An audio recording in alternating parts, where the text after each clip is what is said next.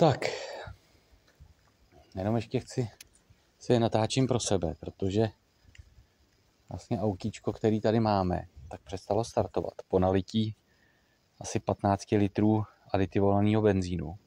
V autě byl benzín starý, řekněme, 2-3 roky. A po nalití prostě auto najednou přestalo startovat. Jo.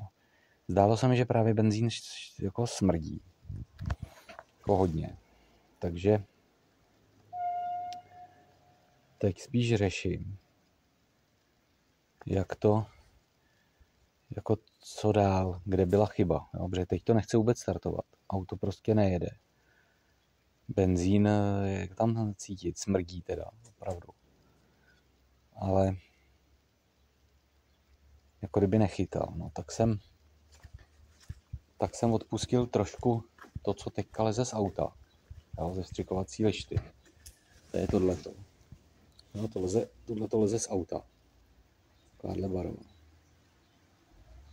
A prostě fakt smrdí jako starý benzín.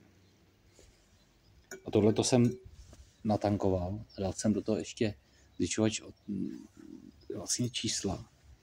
Jo, takže toto jsem natankoval u Shellky. Tak podívejte se, co z toho leze. Takže já si myslím, že v tom je problém prostě to palivo, jenom nic jiného. Prostě to auto teďka nestartuje. Takže já holt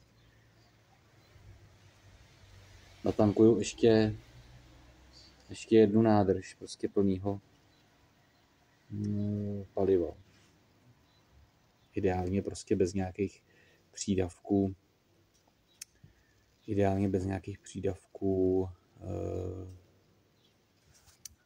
Těch biosložek. No, to je prostě nebe a dudy, jo. Jo. I to prostě jinak je cítit, jo, než tohle. To je prostě na hovno. Jestli to bylo fakt jenom v tom palivu, tak budu pěkně nasranej.